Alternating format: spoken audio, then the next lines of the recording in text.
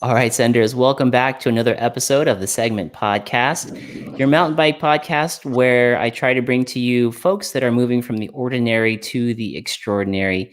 And tonight I've got a special guest, Mr. Big E. What's happening, Big E? What's up, man? Good to be with you, Mark. And on the segment, this is going to be fun, man. It's totally good to see you, man.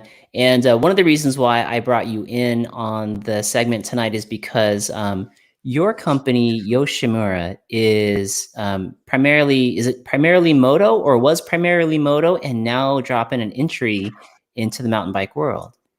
Yeah, so just a little bit of background on Yosh. Yoshimura started to be a company in 1954, and it's basically a performance company from the very beginning. Pops Yoshimura, he was all about tuning engines, and then he got into making exhausts in the mid 60s. So we've really been an exhaust/performance company since 1954. There's a division of our company in Japan, so there are two Yoshimuras. There's a Yoshimura Japan, and then the Yoshimura R&D of America. That's us. Oh, gotcha. And I would say it fluctuates, but we're probably about 60% street exhaust and about 40. Again, it fluctuates depending on what new models come out, but we're about 60 street and about 40% off-road motocross exhaust. Gotcha. That makes sense because when I had Steve Caballero on the show, he was talking about Yoshimura, and he had mentioned a lot of people were chiming in about the exhausts. So okay, now I understand where that comes from. Yeah, we have a very, very rich history in performance and motorcycle tuning, and the term superbike came to be about basically Yoshimura back in the probably early to mid 70s, pretty much invented the superbike. So they were the ones really driving that. So yeah, Yoshimura is a very long respected name in motorcycle performance. Got it. Okay, Yeah. cool. So then fast forward to, boy, it was like 2 months ago, I believe, I was able to join you guys out for a mountain bike ride out in San Clemente, and met Steve Caballero, and then I met a rider named Colin on that ride. And when we were coming back to the cars, you guys were loading up in the Yoshimura van, Yeah. and Colin said, "Hey, dude, jump on this bike and check out these pedals." And it felt like I was stepping on a skateboard, which was amazing. And I started to learn that you guys have this entry, which we'll get into when we get to the product spotlight section. Yep. But as far as talking about mountain biking and the trails, you and I rode out there in San Clemente, had a good time. How did your mountain biking and Yoshimura, or did your mountain biking influence Yoshimura to come into the mountain bike world? How did that all play out? Yeah, so it's kind of a funny story. So I've raced BMX since I was 11 years old. Grew up in the 80s. My first BMX race was in 1979, and grew up in the 80s. I turned pro back in 86, and dang. it was kind of a struggling kind of mid-packer, I would say. And then I moved to California in 88. And I worked for GT bicycles from 1988 until 2001. And so I would say it was from 1993 to the end when GT pretty much went kaput here in the States, to 2001. I was the Powerlight team manager and also the brand manager for the Powerlight brand that GT owned. So I've had a long history of being involved in bicycles. And so when I moved over to motorsports in 2001, I always stayed connected and I always rode. I started riding mountain bikes a lot, probably, I would say, probably in 2009, 2010. And it's funny because GT had such a rich history in mountain bikes, and I never really cared. Like I felt like sometimes they really didn't respect the BMX thing, and and people like Rishi Graywall and Julie Furtado and all these people that famous people that raced for our mountain bike team, I was just wasn't into it. But I would say I started riding again in 2010. I started working for Yoshimura back in 2013, and just doing all their marketing. being really the voice back and forth to the distributors, kind of just really making sure that the brand's being represented in the right way. Okay. And then I want to say in 2017 or 2018, somewhere around there, I think it was 17, Yusaku Yoshimura became the president of the company. And so Yusaku is the grandson of Pop that started the company. Oh, wow. And quickly he looked, because I had my mountain bike at the shop a lot. And then one of the editors from one of the motocross magazines left him a Levo to ride. And he's like, and he rode it once and he's like, I don't want an e-bike. And so he bought a stump jumper. Okay. And we started riding together and we kind of bonded together, and then just riding. And he's an engineer. He's about 35, 36 years old. And he's the president of Yoshimura, like I said, and he's got an engineering background. And so one day he came to me and said, hey, I think I want to make bike parts. And I was like, okay, well, I came from there. Yeah. Did he know that about you, Big E? That he came knew, from he knew a little bit. He knew a little bit, but I don't think he knew what he was diving into when he started talking about it. So yeah, he's and I'm like, well, what do you want to do? He's like, I think I want to make pedals to start, I just want to play around with it, Yeah. And I said, well, there's 436 different kind of pedals out there, right? There's so many pedals. He's like, yeah, I know, but I have an idea and some ideas where I think we can make something better. And I went, okay, well, let's check it out. And I want to say, we were in 2 years in development of the pedal, just trying different things. Like we would go ride in the rain, like do San Juan Trail. It's raining, let's go ride, just to try really test the seal of the pedal and make sure that in every condition this pedal's going to be good. And we sent pedals out everywhere too for other people to test. But test them. It's such a really fun story because even they've been on the market for almost a year. April 1st, the website went live, and we've been selling pedals ever since then. But wow, I want to say that even from the very beginning, like this has been this whole project's really been a labor of love for Yusaku and myself. Like we actually recently, probably in the last 3 weeks, we just hired a second shift in our machine shop, specifically because we can't keep up with these pedals. It's been insane. Wow, that's crazy. It's funny. I like to tell people that we created a monster. Like the second we started showing the pedals, people were like, take my money. It says Yoshimura on it. I know it's quality. And a lot of people recognize the name from motorsports. Kind of like Renthal, right? Mm-hmm. And they just respect it, and they know that we're going to build a great product, and it's a fun thing. I tell people all the time when Yusaku needs to relax, he goes upstairs up in the kitting room where we build pedals, and he starts building pedals. Like he's the last guy at night there, like wow, on pedals. It's kind of like his getaway thing, So he just loves it. Yeah. It's like a passion of his, and he's we're working on other stuff too. But it's just so fun to really to be working for a company that gets it. Like for me, I stop me if I start talking too much, okay? Because I feel this is great. No, this is great. In fact, John W just said, stoked that quality company like Yosh is entering the MTB market. So yeah, like you said, that goes to your point. When they see Yoshimura on there, a lot of people know.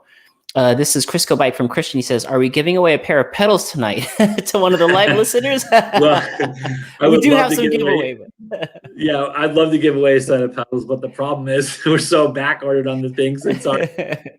There's so many people that are paying customers that are waiting for them. So maybe next time I come on or something, we'll do something fun like that. But I have some t-shirts and hats we'll give away whenever there you go. Get that. So there you go, Christian. There you go, buddy. So that's good stuff. So, okay, so you're entering the market. There's like 400 and how many did you say? I had no I don't know. clue. I was doing some dumb arbitrary. There's a lot of you're right. There's a lot of pedals out there. You've got the plastic, you got the vinyl, you got the metals.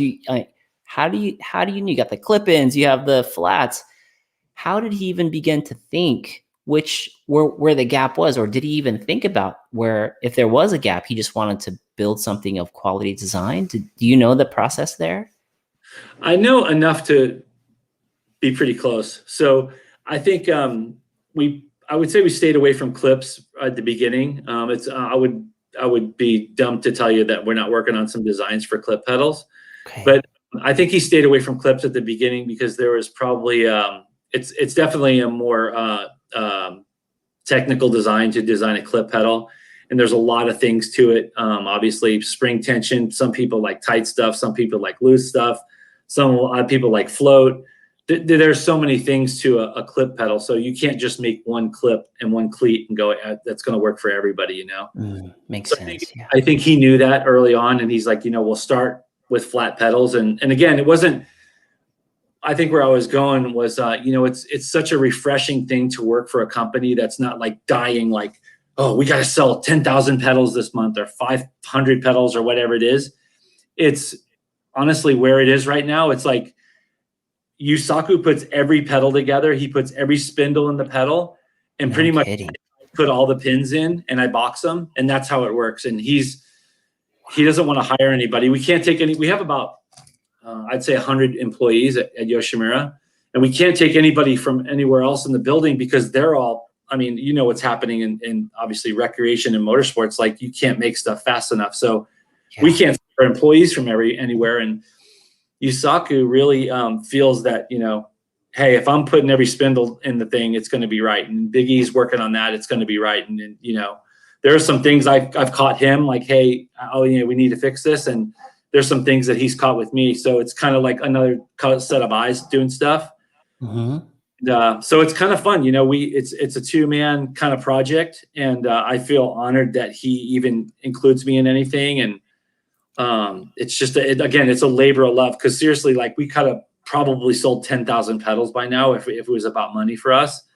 But for you, it's about making sure the pedal's right. When we were developing the pedal over the past 2 years before we brought it to market, we were testing and testing. I'm like, let's go. Because for me, I'm like, it's ready, let's go. And Yusaku's like, it's not ready. Let's keep. I want to keep testing. And so that day, he's like, okay, let's set a date when we're going to launch this thing. And I said, let's do it April 1st. Because April Fools, people think it's going to be a joke. And sure enough, it was. Like, we started advertising on Vital MTB and Pinkbike, and people are like, what? Yoshimura pedals? Is this serious? Is this a joke? Yeah. Yeah. On April 1st. Yeah. Yeah. So again, like I said, we're coming up on our year anniversary, and it's been such a blast, man. So like I said, it's so cool because Yusaku touches every single pedal that goes out, That's insane. That's insane. Wow. I had no clue that it was that much of a labor of love, and it was that close to you guys. I mean, literally, you two are the ones that touch every pedal that goes out there that we see. That's pretty incredible. That's pretty incredible. I mean, there are processes in, and we can get into that if you want, like the steps and everything, how to build a pedal, because people, there's been people that, that probably don't understand, oh, that pedal's really expensive. That's too expensive. It's not for me. And it's kind of like our exhausts, to where, if the pedal's too expensive for you, maybe you're not our customer. And not to say anything bad about that customer, but we produce high quality things, and there's, some people will settle for a $49 plastic pedal, and that's fine. But when people want the best, they gravitate towards a brand like Yoshimura. Yeah. John W. asks here, been riding Yoshimura pipes for years. What's next on the radar? Is there anything else on the radar in the MTB market space? Yeah, there's it's one of those things we talk about all the time, honestly. There are a lot of things in queue, but just like the pedals, we don't want to rush into anything. It's all about baby steps. It's like right now we're only selling pedals to the US and Canada.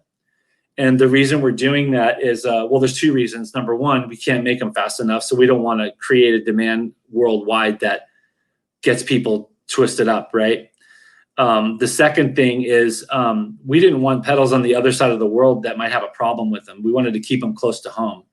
So that's the other reason we're just selling to the US and Canada. And it's been really cool. I would say, I'd probably say we're at the 1,000. We've probably sold about 1,000 pedals now. Wow. And we've got about 5 or 6 of them back. That's it. And actually 2 of those pedals are because people didn't like them. They're like, I didn't like them. They don't grip my my feet well or not, whatever, I'm like, send me a picture of them. And not that we're going to do this for everybody, but if the pedals are in good condition, I'll give them their money back, because I want to make sure that even if the customer's not a fan of ours, I'll go above and beyond and go, hey, here's your money back. I'll use those pedals for marketing. Like, I'll bring them out to a demo day or something and have people ride those. Because I just don't want people to some sour taste in their mouth, And again, that's something that we can do now, that we might not be able to do in the future. But right now, we just want to make sure that every person that has a set of Yoshimura pedals is a customer that is very excited. And it's just been so cool to see the reaction when people buy a set of pedals. They're like, we're just selling consumer direct. That's something we can discuss too. One of the reasons we're doing that is because, again, demand, we can't keep up. We've had literally, I probably get about 10 to 12, maybe 15 sometimes emails a day from around the world, whether it's the UK, anywhere in Europe, Australia, South America. They're like, I want your pedals, please. And I'm like, we can't sell them to you yet. So one of the things we're working up to right now is we're just working up to build inventory. That's why we're adding a second shift in our machine shop.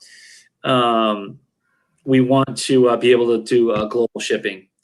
But one of the cool things I was going to tell you is by selling consumer direct, it's really cool because on our website, we can see when a customer gets a set of pedals. And then as soon as he gets them, like if he has more than one bike, you see him order another set right away. And then you'll see people in that town, like we'll see like more sets of pedals sell in that town. So it's really cool to see the influence. Like, people might be scared, like, wow, that's $200 is a lot for a set of pedals. But it's pretty cool. Once they get them, they're like, these are the sickest pedals I've ever ridden, Yeah. I felt that way when I grabbed Colin's bike and I was able to jump on them. I mean, they left an impression on me where I felt like I was on a skateboard because they were kind of concaved in a sense. So to me, it felt really good. And that was just my first impression. I was very new to Yosh, and all I knew was that, our buddy Cab had done some artwork there. But because I don't come from the moto world, but as a total naive person coming on to the scene and just jumping on a bike, I'm like, damn, these are comfortable. Yeah, and that's one of the things. Again, we wanted to make sure. Again, I've helped when I was at GT. We've done some pedals there through the 80s and 90s, and I'm no stranger to understanding what a pedal needs and what even. Obviously, the needs and what a pedal looked like in the 90s or what it is now is two different things. But I still understand what a pedal needs to do. And with Yusaku's engineering mind, like, I think it's a pretty cool team right now that we have. And it's such a fun thing. And I see such a bright future for this branch that we've created of Yoshimura. So I just think that there's a lot of things that we can do. And it really started too with just like, hey, we've got almost $1 million CNC 5-axis machine back there. We need to keep it busy, So it's so busy we have to run 2 shifts on stuff. But that was one of the things too. It's like, hey, we need to make products that is going to keep that machine humming, because when it's sitting, it's not making money. It's actually losing money for us. So that's the thing that we did. So. Long story short, what we want to do is we want to create as much USA made product as we can, just because we have the machinery to do it. And one of the things that we do even with our exhaust lines is we try to do as much stuff in-house as we can. So whether it's CNC lathe, CNC machining, lathes, welding, we even have a composite shop that does carbon fiber. We do a lot of that stuff in-house. So sky's the limit really for us. Like if we have all these tools in our tool chest. And so we can utilize those to make mountain bike products. And honestly, you obviously know what's going on with COVID and the situation trying to get bike parts from Asia. So we're kind of in this real cool spot right now. Yeah, that's an amazing place to be, with everything coming together the way that it is. When we talk about the pedals and we talk about where they were tested and where they're maybe being shipped to by US consumers, what trails could you say that they've been tested on around here, or what areas have they been sent to in case we're keeping an eye out to spot one of these things out in the wild? Yeah, so I'd say we've ridden all over Orange County for sure. Okay. The Petals namesake, the Chileo, that actually came from there's a campground up at by Mount Wilson called Chileo Campground, and there's a there's a trail called, I think it's Silver Moccasin or Silver Mock or something up there, and that trail was it's just littered with rocks and stuff, and so I thought that was just a cool name. And we were shuttling up there a lot to just do gravity fed stuff on those pedals, just keep hammering them. And I was just like, hey, I like that name Chileo. And Yusaku's like, okay, let's use it. And Wow. but this is a funny story. So about maybe the third time after we chose to do that, we went up. There was the third time we went up there and shuttled with that company.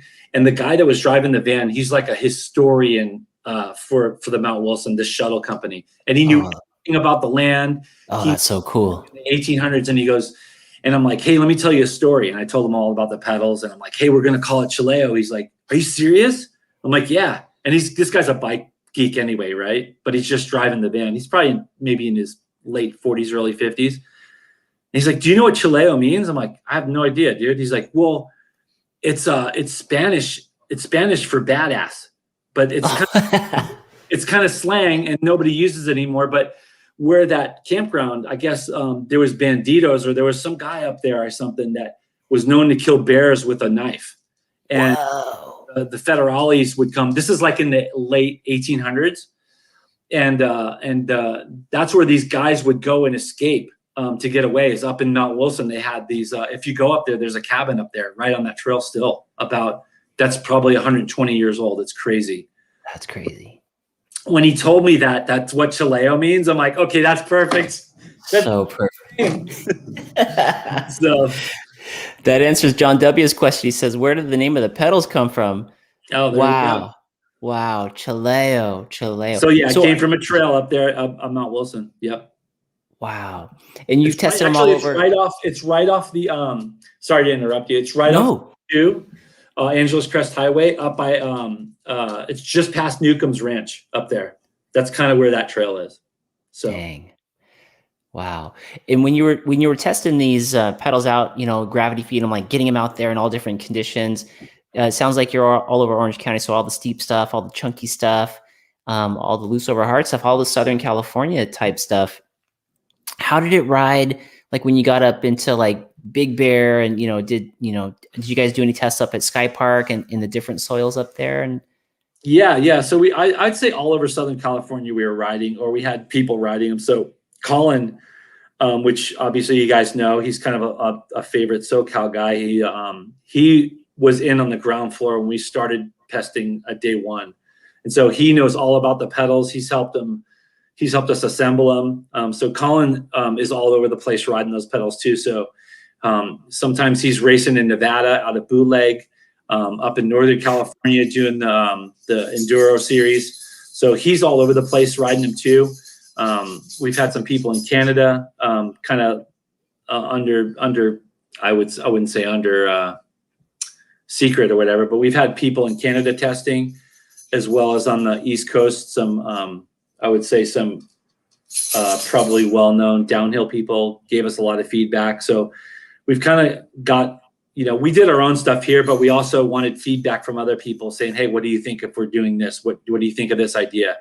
So we just didn't kind of design it in a bubble, Yeah, that's awesome. That's amazing. Gosh, man. So, well, let's jump into the product spotlight of the show. Unless there's any other trails that you wanted to highlight that have been how about a favorite trail of yours? Oh shoot, I know it's hard. I mean, so I would say that one of my favorite trails ever, and probably for sentimental reasons, is probably up in Kernville called the Plunge. I don't know if you guys have heard of that trail, but it's probably about a 20 from the very top. It's probably about a 25, 24 mile downhill. There's some pedaling involved, a couple of uphills, but it's insane. It's so much fun. Every year we would go up there after their Fat Tire Festival, and a bunch of it was an invite only. We would get together and go up there, and just 3 days of just gravity fed stuff. And so I would say the Plunge, or even up there in Kernville, there's a trail called JO, Just Outstanding. That's an incredible trail as well. So I would say those two out of Southern California for me are probably two of my favorites. But I think in SoCal, I think maybe my favorite trail, and I ride a lot of stuff. It's hard to, I love all these trails, and every trail has their own, some are chunky and some are smooth and some have loose dirt and some are sticking marbles everywhere. So I got to say probably the Luge for me is probably my favorite trail, just because there was a time where I was out of work and I would go up there, not only ride it, but work on that trail. And so it's kind of close to me as far as like just liking that trail. And I like it too because you just don't go and send it down. You have to actually climb to get to it. And I just think you climb and then there's a reward after it, So it's kind of like for me kind of a perfect scenario, and so I would say locally the Luge for me is my favorite. I haven't yet ridden that one, but I do hear that is a bear of a climb to get up it, but then the downhill part is just like awesome. Yeah, it is. Yeah. We got a John W. said. And then just real quick too, one thing about the Luge too is when it rains, depending on, if it doesn't pour for a week straight, like it can rain for a day and you can wait a few hours and you can go up there and ride that trail. So it drains really well. Yeah. That's always good to know. Probably a lot of your listeners probably know that, but no, that's always good to know because that's one of the dilemmas is when it rains, you're like, where can I go where I'm not going to damage the trails and I don't want to upset anybody or leave any permanent, marks of my tires on a trail that's going to mess anybody up. So that's good to know. That's great to know. Yeah. John W. here is saying the Plunge is gnarly. So, I don't know anything about the Plunge. If you guys know anything about the Plunge out there, put it in the comments. But what is that? Is that a blue? Is that a black? Or is it a combination of everything? Man, I don't even. It'd take me a whole podcast to describe that trail because it's got such 25 miles. Honestly, like you start up at this viewpoint where you can see Mount Whitney. I think it's Mount Whitney. It's a high mountain that's a mammoth. It's Whitney, isn't it? Whitney, yep. So you can see Whitney from this lookout point. You're at probably, I think you're at about 9,500 feet then. That's bananas. Then you leave there and you go through this single track that's all barky, and then you probably have to climb about 1,200 feet there. And so you're kind of sucking wind because you're pretty high up, right? But then you start going down, and there's such a mix of everything. Like, oh man, there's soft stuff, there's good hard pack, there's, you have to climb this one climb up a fire road that's just like, when is this thing going to end? And you go by this cabin we usually stop there and eat lunch. It was probably built in the mid 1800s and it's still standing there. It's like something seen out of a Bonanza or something. It's so cool. Wow, it's like going back in time. Yeah. Wow. And so it's just so scenic. The Plunge is such a scenic. And then you get to where what the namesake of the trail is, the Plunge, and you can see Lake Isabella. And at that point you're at 5,000 feet. And so from there, it's probably about a good 40 minutes of descent going down. And it's just like, you'll smoke a set of brake pads, no problem. Wow. Yeah. That's insane. Yep. I gotta put that on the list. I gotta put that on the list. Yeah. Lake Isabella. Don't put it on the list before Whistler. But yes. Yes. Once they open that border, I want to get up there and ride some of those trails up there. That'd be great. Should do a Yoshimura photo shoot out there. Yeah, well, in Whistler. Never know. When we get some time to build some more pedals for sure. Yeah, that's a good thing. It's a good thing to have. That's for sure. Sorry about that. I lost audio. You guys hear me okay? Yeah. It's a good thing to have. That's for sure. On the next part of the segment podcast, I wanted to head over to product spotlight because there was a couple questions here about the pedals, and I know we can get more into the nitty gritty there. And then anything else you'd want to plug as far as product go as well. And then folks that are listening in, you know, feel free to chime in. So what I'm going to do is I'm going to put up the pedals from the article from Pinkbike, and we could start there if you like. So this is looking at some of the Yoshimura pedals when Pinkbike did a review. And this is the latest one, I believe, from Pinkbike. So Biggie, do you want to take it from here? Yeah. So that those were early prototypes that we sent Kaz up at Pinkbike, and right from the bat, he's like, "Man, these pedals." Same thing, you know, all that feedback that I was telling you that we're hearing. He's like, "Dude, these things are amazing. Like, are they the world's best pedal?" I mean, that's subjective, right? But we like to think that they're on that shelf, you know. And so, but one of the things about that pedal, we got a lot of people, because Pinkbike, you know, when they search for the pedal, that comes up in Google.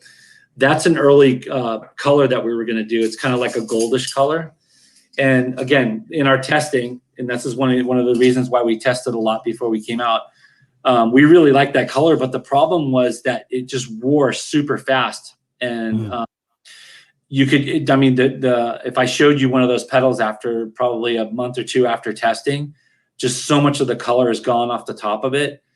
And that's one of the things we learned building the pedals. Like, hey, we need to not just anodize these pedals, they need to be hard anodized. So hard anodized is a type 3 anodized that is not just a die that goes in on top of the pedal. It actually embeds the aluminum, and it makes the pedal a lot more scratch resistant. The colors don't fade, and it's just a much more durable finish. And that's one of the reasons why we, you know, you look at our pedal bodies and they're not bright. You know, we have Yoshi coat, which is kind of that Kashima coat, kind of a chocolatey color. And then we also have the pewter. Those are two colors that we can actually do hard and anodize in. So when people are asking about all these different color pedals, it's like, you know what, you know, we understand that people want different colors, but the problem is we want a durable pedal, and we want something that's going to last and look good for a long time. And that's why hard anodized, and that's why the pedal body colors are darker than brighter.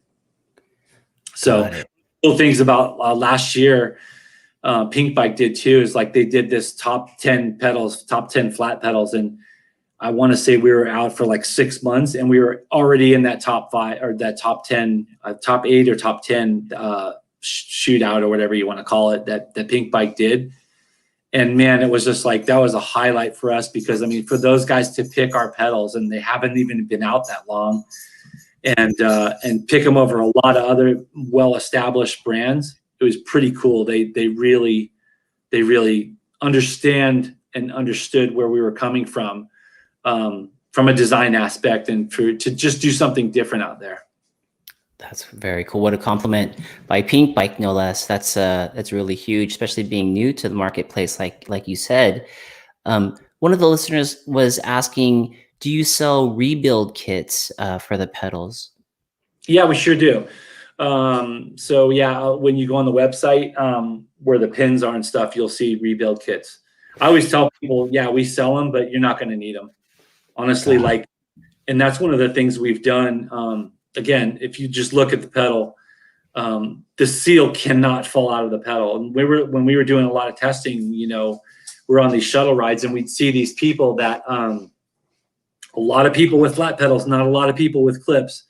And the first thing we were looking at is like, all these pedals, their seals are falling out of them. And me and Yusaku were like, what's the point of having a seal in the pedal if it doesn't stay in the pedal? Right. Anyway, all that to say, I think the pedal it's not a perfect seal, but I think from water to dust to corrosion, a lot of that stuff, the pedal is very kept away from the elements internally. So not to say that you don't need a replacement the rebuild kit, we sell them, but I would just I would steer our customers, if they want to buy a set of pedals, probably a better investment to just buy some extra pins, because pins are something that they're perfectly designed, I would say, with our pedals, to wear out and to break off when it's time to break off. And so I would just I'd keep extra pins in your toolbox, and not replacement or rebuild kits. And I think that's just honestly coming from other pedals. They think, their pedals are falling apart. They're going to need rebuild kits. But just with my experience with our pedals, you're not going to need a rebuild kit. Although we sell them to you, I would tell you just buy some extra pins. And Biggie, what is the website again for us listeners to get over to Yoshimura? And Yeah, it's easy. It's Yoshimura Cycling. Yoshimura. Sorry about that. YoshimuraCycling.com. There we go. YoshimuraCycling.com. I'm going to take you guys over there now. For the folks that are on the live, that looks like Colin right there. Yep, that's Colin actually up at Sky Park. That was the shoot. You guys just did that shoot, right? You, Colin, Steve Caballero.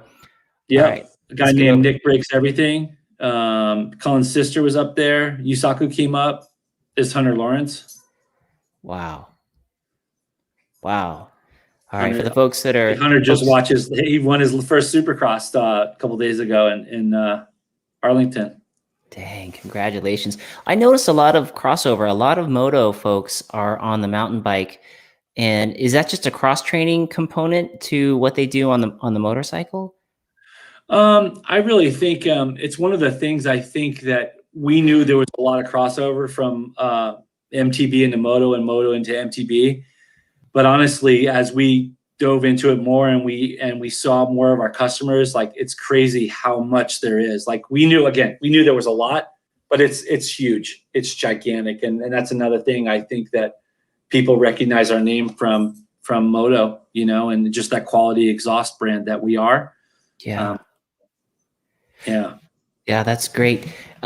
Christian here, Crisco Bike, has a great question. He says, can we chat more about the design features that create an advantage for the rider over the other brands?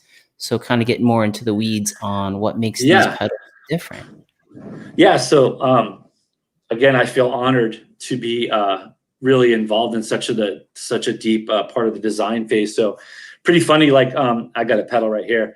But one of the things we did early on, it was so funny. And Yusaku tells this story. It's funny. So the first time, we built an aluminum body. We did a 3D printed body first, and we put our foot on it. It feels good. We built an aluminum body and we went testing. We're like, hey, we're gonna go testing. I'm like, and I kept telling Yusaku, dude, we need to heat treat these pedals. We need to heat treat them. He's like, I don't think so. We're using the right material and it doesn't need to be heat treated. And we went up and testing, and I brought a set of pedals just in case. And I went around 2 turns and my pedals are already bent, the spindles. And I'm like, hey, Yusaku, we need to heat treat. He's like, you're right. So I think after that day, I think he respected my opinion, and I told him, again, just coming from GT, what Rockwell hardness I think we need to be at and what spindle material we need to use.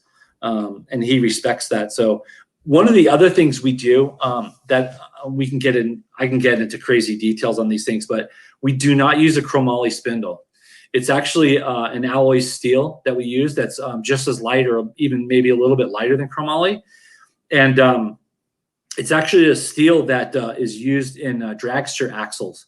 So what it does, it's super, super strong, but it's also resilient. So it has a lot of movement to it. So like, if you're landing hard off something, the pedal's actually going to move a little bit and not want to tend to bend or snap off. So then obviously that steel is heat treated in the spindle.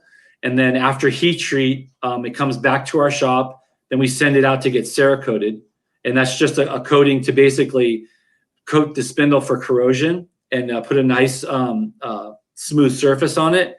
And then it comes back to the shop, and then we post machine the spindle, and then it's ready for to be put into the actual pedal body itself. So a lot of people don't even like. There's so much to just the spindle of the pedal. Wow. So those are all things that maybe other pedals don't do, right? That you guys are doing different for the most part. I mean, that's one of the ways that sets you apart. And if you want to hold that sucker up, I'm going to give you full screen here. So that people can see when you're. Here we go. There's the spindle. This is actually This is a polished pedal that we did. We were just, again, trying out different colors. And I really, really like this color. And a lot of people, when we showed it, they're like, I want that color. But the problem is it really stays cool inside. But where your foot touches the top of the pedal, it gets kind of muddied up. So it's not going to stay nice for very long, but it does look really, really cool when it's brand new. So Yeah, it almost looks like that stainless steel off the DeLorean. yeah, it's just polished 6061 aluminum. It's just really, again, you can see in the cracks and like where the pins are, it stays nice. But on top where your foot would go, it kind of gets all dulled up. So, and I've told people that, and they're like, I don't care. I want to buy that. I want that color. So Wow. Still playing around with it and seeing if we can actually make it. But I think another one of the things that we've done, I mean, again, differently, I look at this body and there's so many things. One of the other things that we've done, if you look at our pedal and you can see some of those pictures on Pinkbike, is the actual pedal body and the spindle is very, very close to the crank arm. And the reason we did that is, number one, we wanted to keep the Q factor very, very narrow as much as we can on the pedal, for just keeping the pedal as narrow as it can be, going through ruts and rocks. Even if you're racing BMX, the last thing you want to do is a kickstand or dig the pedal in going around a turn. So the pedal is very narrow. It's for as wide as the body is, it's very narrow in. And some consumers have bought. That was one of the reasons. We had one return. The guy said, "Hey, I don't like how it's that far in. I don't like that, and I want something that has a wider spindle." And I'm like, "Okay, well, we're not going to compromise our design." That's one of the things that we feel that we've done differently that sets our pedal apart. So the narrow Q factor is a huge one for us, and just to try to eliminate as many pedal strikes as possible, roots, getting stuck in ruts, those type of things. As narrow as you can be, the better.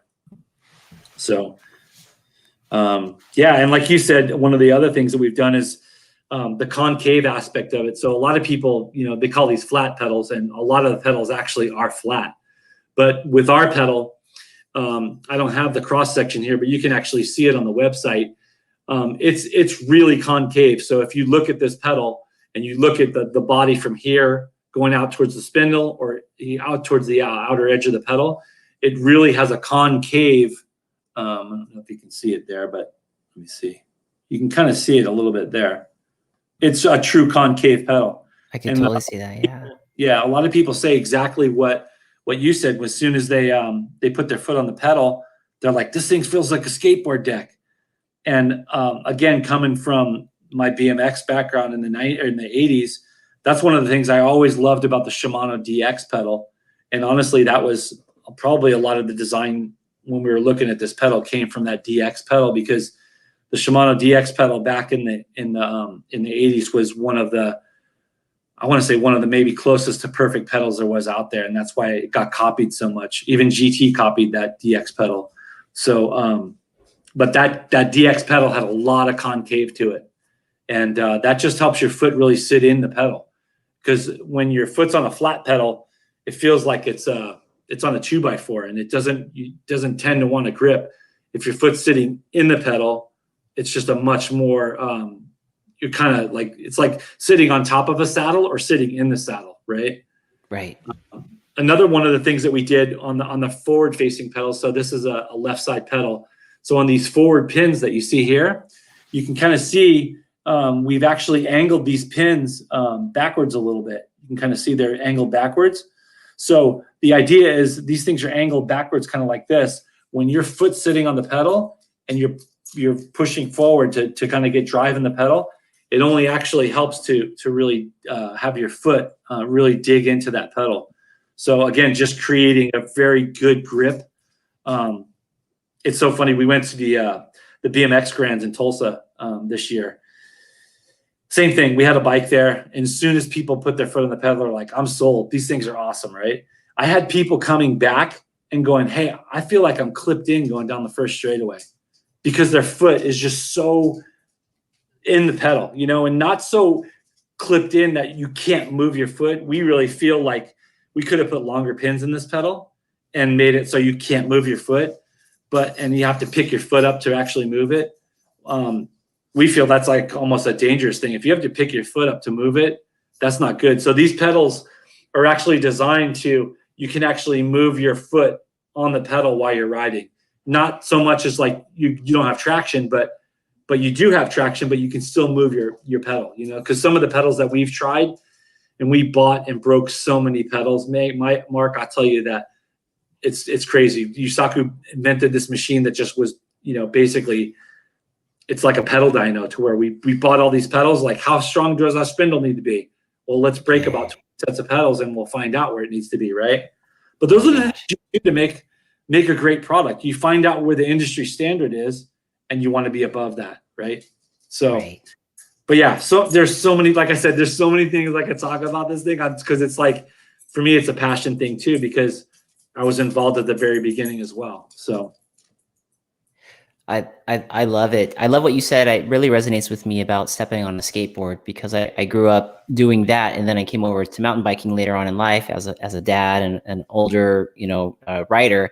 And man, the minute I stepped on that pedal on Colin's bike, I was like, wow, this is different, you know. And I have these I've got these Spanx on my bike right now, and I love them, but there is a difference. And you know, there's so much for me to learn in this sport, but that was definitely without even knowledge, just stepping on it. I just knew this is a whole different beast, which is amazing. I love it. Cool. Like I had a BMX guy out of Canada. The guy is an incredible, like he rides park stuff. Just he's incredible on ramps. And I don't know who this guy is from Adam, right? And he hits me through Instagram one day. He's like, hey, I would love to try your pedals. Like, you know, I break every set of pedals I get. I break. It doesn't matter what brand it is. The spindles break and I can't, you know, I'd love to try your pedals. I'm like, I would love for you to try our pedals. And I got him a set of pedals and he's like, these are the best pedals I've ever ridden. Same thing I was telling you at the beginning of the show, right? And I'm not saying that, like he's telling me this, right? And he's had the pedals for about 3 months now. And he's like, dude, these pedals are so solid. I have so much confidence in my riding now, because I'm not worried about when I'm doing a trick and landing that the spindle's going to give way, you know? So just cool stories like that. It's just like, this guy's a professional BMX guy that is on a very, very high level, that now maybe he can perform tricks better or whatever he's doing, because he has confidence when he's going to put his feet down that his ankle's not going to break, because his pedal's going to be there when he needs it, you know? So it's just really cool stories like that just inspire myself and Yusaku to go, man, that's such a cool, like, you know, we did our homework and now it's showing, right? Yeah. Love it. That's awesome. Man, what a great education on pedals, because it seems like it's one of the things that you don't learn about when you get a mountain bike. You're looking at your tire, you're looking at your bars, you're looking at, you know, everything else, the saddle, and the pedal seems to be like, oh, these are what came on my bike. But after talking to you tonight, that there's a difference in the pedals and the reasons why there's a difference. And I mean, you guys found a gap in what was being offered to us. And, you know, like that whole spindle thing, that would be a nightmare to come off of a jump, send it a little too deep into the flats and then break a pedal at that point. That'd be horrific. And sometimes too, you know, one of the viewers asked a question about shoes. And I noticed that sometimes my shoe will be not in the right position for something that I'm about ready to attack. And I hate that feeling, but I can just see it now with this concave that you have built in, where your shoe is in a cockpit of its own, where it can move around within that cockpit, but doesn't have to worry about falling out of there. Exactly. And that's why you don't need these extra long, gnarly pins, because you can almost ride our pedal without pins in it, because it's just your foot's in the pedal, you know? The pins just really help keep your foot in the right place, you know? There's so much. So just to go to your point, you know, like you learn so much about pedals. So that was one of the things too that Yusaku said early on. It's like, you know, you're only touching the bike in your hands, your butt, and your feet. So the pedals are a contact point that if you do something wrong with them, it's going to be the experience that you're going to have on a bike is bad. But if you do something really right with them, the experience you're going to have is going to be really good. So grips, saddle, and pedals, or those are the contact points of the bike, right? So we addressed, that's one of the reasons he wanted to address pedals. And I told him early on too, it's funny, like pedals are not easy, dude. Again, like you've got to get a lot of things right, but again, I think it's a subjective thing, but I really feel that we are on that top shelf of like being one of the best pedals out there as far as a flat pedal. That's my opinion. And I think that pretty much everybody that's bought some probably feels the same way. Yeah, I think a lot of people on the show tonight are interested in trying them out too, and getting that feel as well, which is going to be great. And Double R here says, the pedals, it's the one thing that doesn't come on a new bike, and you've already spent all this money on a bike. By the time they go, what pedal do you want? I think most consumers are like, those over there, I guess. Yeah, I'll take the plastic ones, whatever, right? Yeah, and what a great point that you made. It is one of the main contact points, so you really want to put a lot of thought into what you're going to be putting your feet on. Yeah, exactly. That's a great point. Biggie, I'm going to move over to another segment of the podcast. And folks, if you guys have questions on the pedals, please still bring them in. We'd love to address them. But want to get to the point of the show. We talk about YouTubers, and I know you as a mountain biker probably watch YouTube whenever you get a chance to. Although when you're not making pedals, which might be not very often these days. Yeah. But what does Big E like to watch when he is finally getting a chance to get away from making these bad boys? So I would say that when I'm sitting on YouTube watching stuff, it's probably I'm watching Supercross, like people dissecting Supercross races or something like that. I really don't tune into a lot of YouTube stuff on mountain biking. I probably watch some of it, but I probably move on. I do look at a lot of social media though on mountain biking. If something catches my interest, like a Red Bull video or something, I'm like, I'm going to go watch that. I'm going to go on YouTube and watch the whole edit, Yeah. There's so many great Red Bull videos, that, and then so much stuff from Virgin, Utah. Like, dude, the rampage is just insane, right? Like, so those are the things you just like, how on earth there's probably 20 people in the world that can ride this stuff, right? And these guys are making it look so easy. Yeah. And the GoPro, we know. Go ahead. Sorry. Oh no, I was just gonna say the GoPro, we know it has that GoPro effect. So if it looks gnarly on YouTube or Instagram, imagine what that thing is like in real life. Exactly. Yeah. Like video never does anything justice, right? Right. So Biggie, you were gonna say something before I interrupted you there. I forgot what I was gonna say. I was just gonna say that, I don't spend a ton of time on YouTube. Like I'm so busy doing 68 things. Like probably that's why I'm more tuned into social media. It's like that 15, 30 seconds, minute of stuff, and I got to move on. Right. But if I see something that catches my eye, I'm going to go to YouTube and watch the full piece, Yeah, that's a good point. I'll go on YouTube too, to watch people that think that when they think they know how to bleed a brake, and then they're like, that's not how to do it. But that's fluid everywhere. Yeah. I was just like, oh man. But yeah, like sometimes I watch it for comedy like that. But yeah, I wouldn't say I spend a lot of time on YouTube. So more social media. Yeah. No. Instagram, Facebook side. That makes sense. Instagram's quick, quick little hits here and there, and then you can find something that you like. Lots of talent out there. It's amazing how much talent is out there when you're watching these videos. Yeah. All right, Biggie. We're going to move over to the final part of the show, which is the funny questions. Got a couple funny questions for you, and you can answer these in any way you want, and there is no right or wrong answer. All right. Oh, shoot. Before I forget, what mountain bike is Biggie's mountain bike? Oh, cool. Yeah. So I ride a Intense carbine.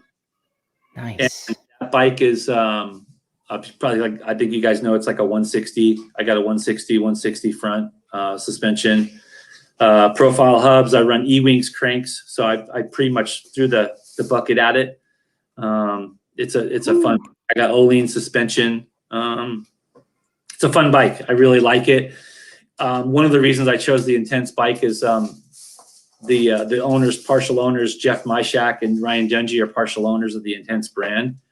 That's one of the reasons, and we just know them from Moto. They're friends of ours.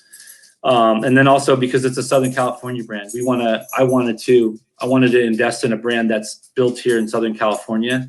The brand is anyway, maybe the frame isn't, but early on they were. And I just think Intense is a great brand. Jeff Stieber and what they've created out there is really cool. You know, they're out in Temecula. And I just think, again, the whole Southern California thing, you know, there's a lot of Pacific Northwest everything nowadays. And so, like, as you see our marketing, one of the things that we want to do is, hey, Southern California is cool too. It's a cool place to ride, right? So forget about us. So absolutely. That's the other reason I bought the Intense. They're a SoCal brand, so I like those guys over there. That's a good Southern California brand. I mean, we got some great ones out here. We have Intense and YT out there in San Clemente. I mean, they can't overlook these brands anymore. I mean, they're coming up, you know. Putting SoCal on the map. Absolutely. Yeah, it's really cool. Steve Caballero and myself and a couple of my friends got a chance to kind of like tour the YT thing down there in San Clemente, and they're doing some cool stuff too. You know, they're a direct-to-consumer brand, and they're kind of changing the game up a little bit. So it's just cool to see. There are so many great bikes out there, and there's so many people buying them.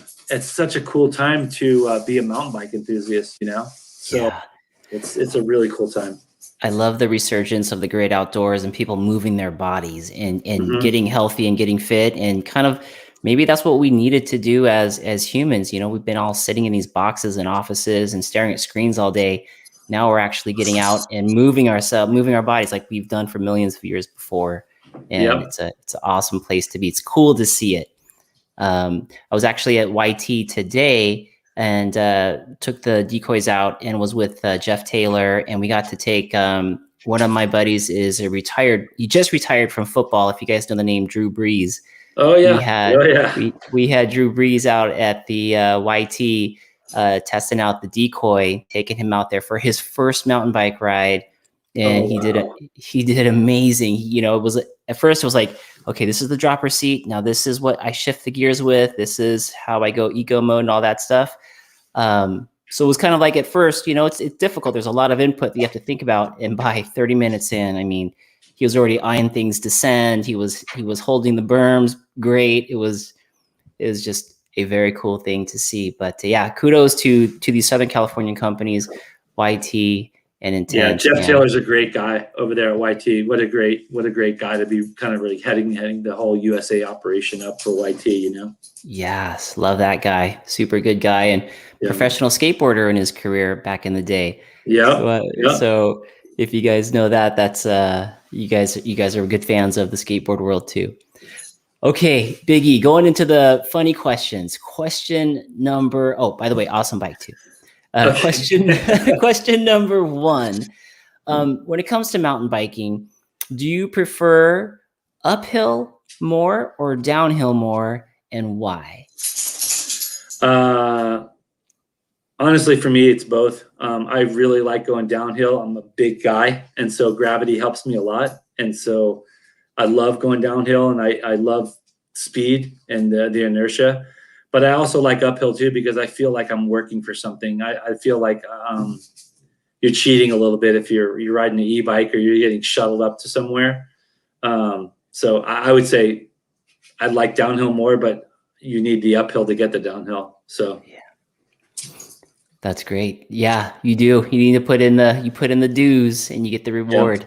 Just like it's a good lesson like life, you know, you got to put some hard work in and then there's the reward at the end. It's not just handed to you. Yep. Which is awesome. Okay, good answer, buddy. Question number 2, Big E. What is now this could be because you're also in moto.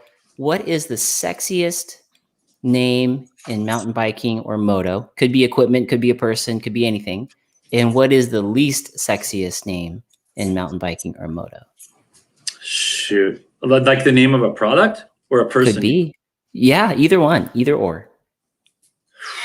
Man, I think the sexiest name's Chileo. Like I have to go there Sweet. because there's deep stuff there, right? That's right. That's pretty badass answer. Yeah, there you go. But I can't even think that there's some kooky stuff out there, man. You're just like, are you kidding me? Like, who said this was okay to name this product that? Like, I can't even some of the tire names of tires.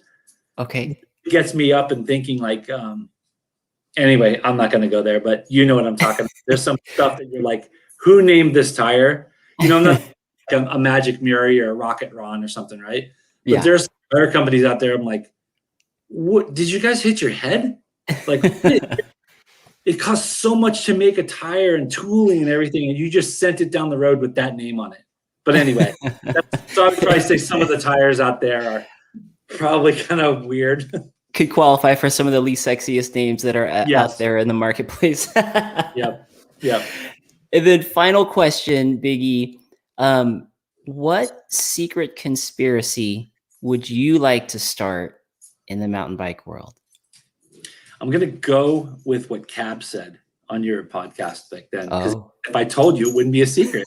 Oh, man, you guys got me on that one.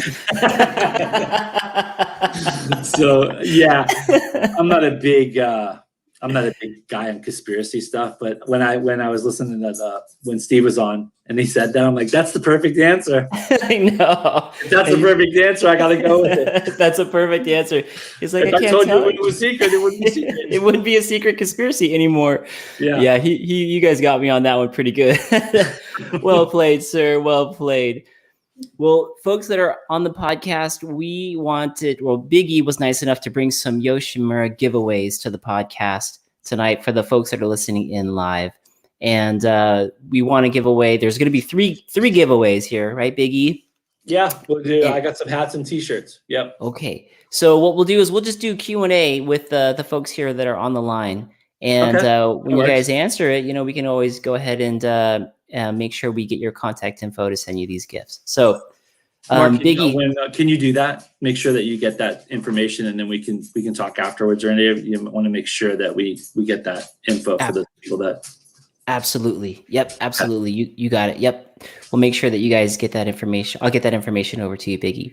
So, question number. Oh, I like this question up here. Mark, let's take it. What is it? What shoe pairs work best with our pedals? 510s, half cabs. Oh yes. Who was it who said that? John you scroll up a little bit, or do I scroll up? Let's see. It's double R, double ARR. Double R. There we go. My man, double R. So to answer the question, yes, all day long. Vans are the perfect shoe for our pedal. So I wear. I don't wear half cabs. The sole's a little flimsy for me. There's a shoe called a Burley Pro that has a really stiff sole, but it also has the Vans waffle sole on it. And man, for me, I think that's it's a really close to being perfect flat mountain bike / BMX shoe that they make. It's got a really stiff sole. It's kind of got a rubber toe protection on it. It's super cushiony to walk in, but it's also stiff. So what's that called again, Biggie? Vans Burley Pro. It's a Vans Burley Pro. It's spelled BERLE, Burley Pro. And type it into the comment section there for folks who want to check those out. So that question was a great question. Do you think should we give Double R the first package of giveaway? Yeah, let's do it. Yeah. All right, Double R. Congratulations, Double R. Don't forget to send me your info or I'll contact you, but you are a winner of the first winner of Biggie's giveaway. All right. Yoshimura, it's not mine. I don't have anything to give away. It's all you. Yeah.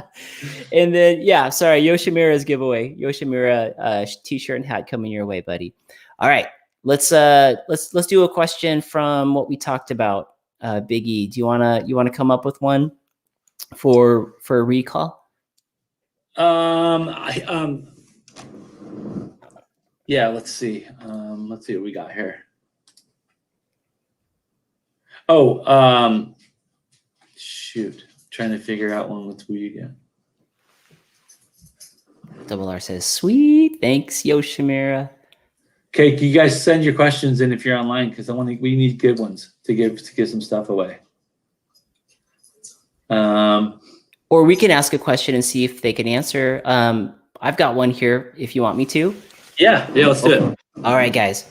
So if you are interested in these pedals, these Yoshimura pedals, the first one that can answer this question, what is the website that you would go to check these pedals out? What is the website? www.what?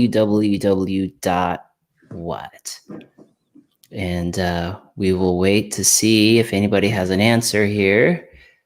Hey, so real quick while we're waiting for that answer, Yeah. one of the other design aspects we did in the pedal, we put aluminum pins in this thing. And that was the first thing we got a lot of feedback on Pinkbike. We're like, oh, dude, those aluminum pins that's not the right thing to use, blah, blah, blah, right? And the reason why we used, so the pedal body 60-61, the pins are 70-75, so they're a lot harder. So when you have a pedal strike or you hit something hard or something happens, the pin is made to snap off. And so you can extract it super easy and put a new one in. 75 pins are super light. For a set of 40, it's like 20 grams for these things. If you put steel pins in this pedal, they're going to bend over, then you can't extract them. Interesting. Wow. The thread of the pedal. So that's another reason we went with aluminum pins. So wow. A little tidbit while we're waiting. Yeah, and we do have a winner.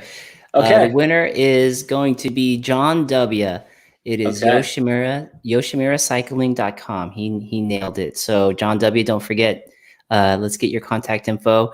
And then Biggie, when I send this contact info, is it just going to come straight from Yoshimura over to them straight away? I can send it. Yeah, I can send it directly to them. Yeah, if you want. It's no problem. Yep. Okay. And then third and last giveaway question, Biggie, do you have a question you want to ask the folks that are listening? Crisco Bike says Pornhub. Yeah.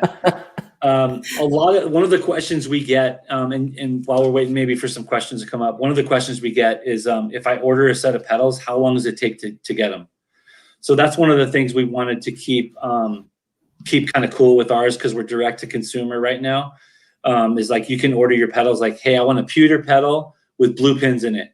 No problem, we got it. So when you place your order on the website, right now it's taking about 2 weeks from when you place an order to when we're going to ship. So just because it's, again, it's the cycle, when the pedals are out at the anodizer, sometimes it takes a little while for those to get back. We're waiting on spindles to come back from heat treat or Cerakote. So there are outside processes that we do use that kind of hold it up a little bit. It takes we probably say our general answer is about 2 weeks from when you order a set of pedals to when you get them. That's probably the worst case scenario. Okay. There's going to be a time, hopefully in the near future, where you order a set of pedals and we can ship them out within 24 hours. So that's awesome. Looks like John W., the winner of the last question, he's got a pair of pedals queued up right now. So yeah, there we go. John looks like about 2 weeks. 2 weeks as worst case scenario. If it gets there sooner, then they're working on it. In fact, Big E might be cruising back to do some more pedals here after the show. Well, it's actually funny you say that. We're going to get a gigantic load of spindles back from Cerakote tomorrow, actually. And we're going to have a pedal building party because we've got back orders to build. So we're going to be shipping a ton of pedals out next week. So wow. Yeah, that's awesome. So maybe John, you'll be in there on the next week's shipment. But congratulations, buddy. That's great. Okay, I'll just go ahead and do the final question, and we'll see what recall we get, if that's okay, Big E. Yep. Okay. So if anybody, the first person that can name a difference of these pedals to the rest of the market space. Let's see what we get. While we're waiting for the winner to chime that in, Biggie, the hat, the symbol, is that Yoshimura in a different language, or is that, what is that? Actually, that a lot of people think it says 3 = 47. Like, here, let me take this off so you can see it better. See that? Yeah. But it is actually, it says Yoshimura in Japanese.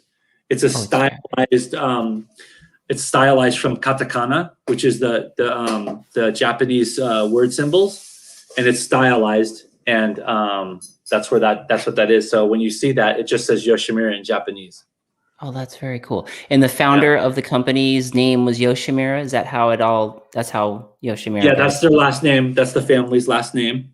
Gotcha. Yeah, they started. It's funny. Pop started in his whole thing was he was an airplane tuner in the war, in World War II, and he brought people out crazy like these stories. Like you can actually go on the Yoshimura R&D site, yoshimura-rd.com, and there's a history of Yoshimura there that starts all the way when Pop was born, all the way through World War II, and how Yoshimura got its start on Air Force bases, and then they built a little shop in Japan.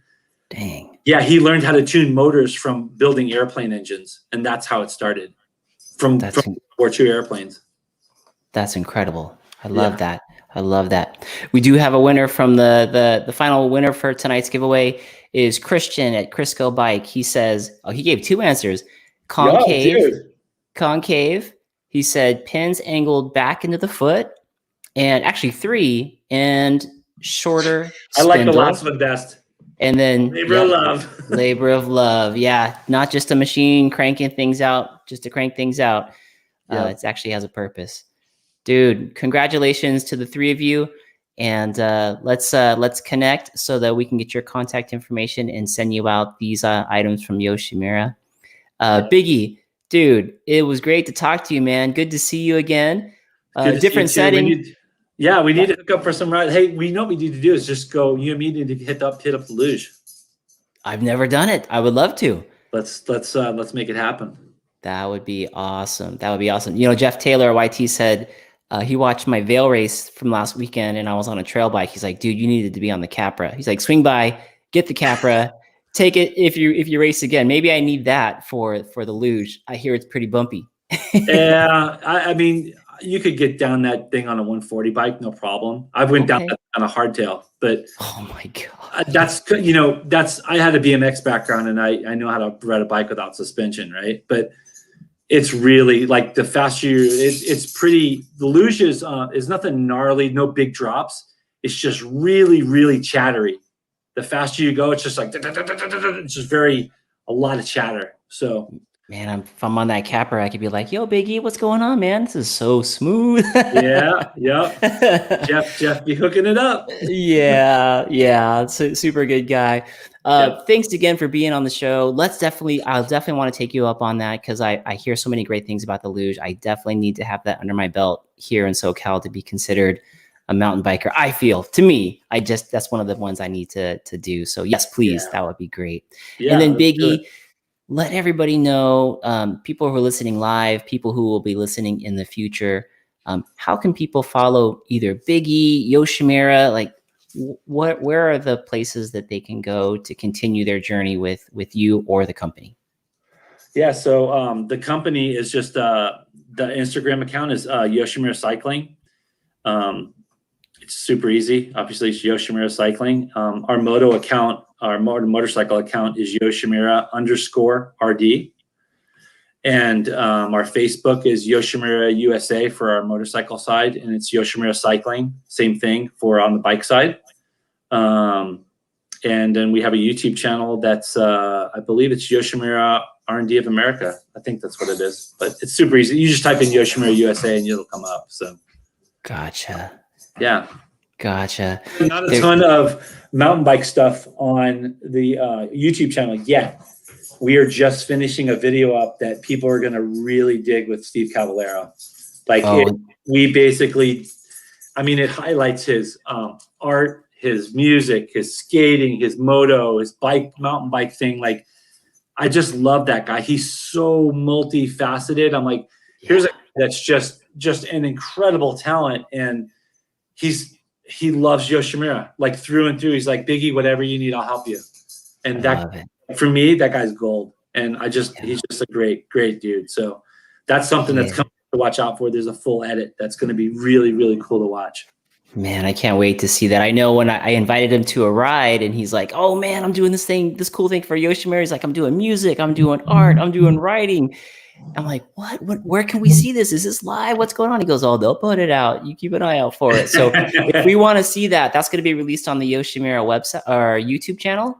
Yeah, so it'll be in full length on the YouTube channel. We'll do an ID video so you can watch the whole thing. It'll be on Facebook. It'll be on every place that we are. It'll be a full length. So you'll be able to click it and watch it. So love that. Talking about unique pedals and then a unique person, Steve Caballero. I mean, you can never put that guy in a box of any kind. He just does it all. I mean, from cooking to skateboarding to mountain biking to moto to art to music to what else? And then on top, and Mark, on top of all that, he's such a humble, nice guy. Totally. Like, in back of him, you think he could be the most arrogant person in the world, right? No way. There's not a bone in his body, you know? That's right. Yeah. Steve, that's just amazing. After one of our rides, he goes, Mark, can you please, send me some of that footy? And then he texted me later. He said, please and thank you. I was like, dude, I love this guy.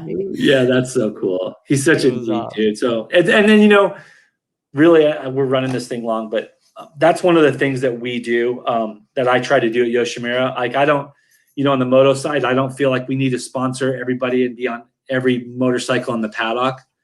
I want to be on the right people, the right bikes in the paddock. And for me on the bike side, same thing. And for me, excuse me, like guys like Colin Timmermans and his sister Claire, his sister Emma, Steve Caballero, those are the people that we want representing our product because they understand who we are and they want to use Yoshimura for all the right reasons. So those are the kind of things for us moving forward when we're sponsoring athletes. That's what we're going to look at. I don't need to sponsor every guy out there with flat pedals that can get us exposure. We just need to be on the right bikes, So that's great. That's awesome. Steve Caballero is that for us. That's right. That culture, that's a great culture to have those types of riders, great ambassadors to put a good feel to the company and to a unique pedal. That's great vision. I love that. I love this even more. I love it even more. Well, Mark, seriously, it was great talking to you guys, and thanks everybody for tuning in on YouTube and then on the podcast.